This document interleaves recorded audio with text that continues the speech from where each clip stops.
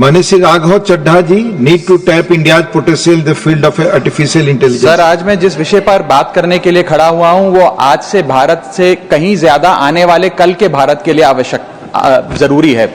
मैं बात कर रहा हूं आर्टिफिशियल इंटेलिजेंस की। इस एआई की क्रांति के युग में सर, जहां अमेरिका के पास अपना chat GPT, Gemini, Anthropic, Grok जैसे इंडिजीनियस मॉडल्स हैं, वहीं चाइना ने डीपसीक जैसा सबसे ज्यादा क्षमता वाला और सबसे कम लागत से बना एआई मॉडल तैयार कर लिया है। लेकिन इस एआई के युग में सर भारत कहां है? क्या भारत इस युग में पिछड़ता जा रहा है? क्या भारत अपना जनरेटिव एआई मॉडल नहीं बना पाएगा? वर्ष 2010 से लेकर 2022 के बीच में दुनिया में जितने एआई पेटेंट्स रजिस्टर हुए उसका 60% हिस्सा यूएस ने हासिल किया और 20% चाइना ने। दुनिया की 5वीं सबसे बड़ी अर्थव्यवस्था भारत ने मात्र आधा प्रतिशत ही हासिल किया।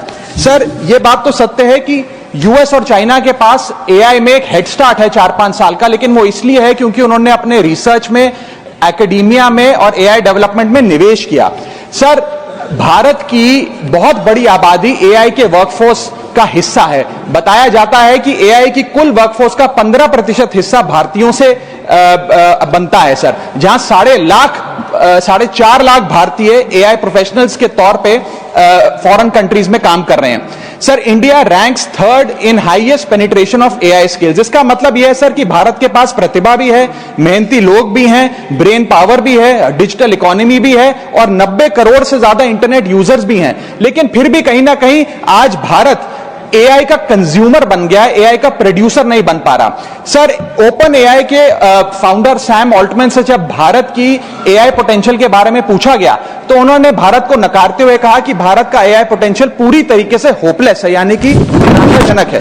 आज समय आ गया है सर कि हम उन्हें जवाब दें और भारत इस एआई के युग में एआई प्रोड्यूसर बने, ना कि एआई कंज्यूमर। इसके लिए सर कई कदम उठाने होंगे। सबसे पहले हमें इंडिजीनियस एआई चिप्स बनाने होंगे, इंडिजीनियस चिप मैन्युफैक्चरिंग भारत में इजाद करनी होगी। इसी के साथ साथ सर हमें एक डेडिकेटेड एआई इंफ्रा फंड तैयार करना होगा, एआई रिसर्च ग्रांट्स देने होंगे, एआई टैक्स ब्रेक्स देने होंगे और टैलेंट माइग्रेशन रोकना होगा ताकि भारत का टॉप टियर एआई टैलेंट और देशों में जाकर काम ना करे बल्कि भारत में काम करे।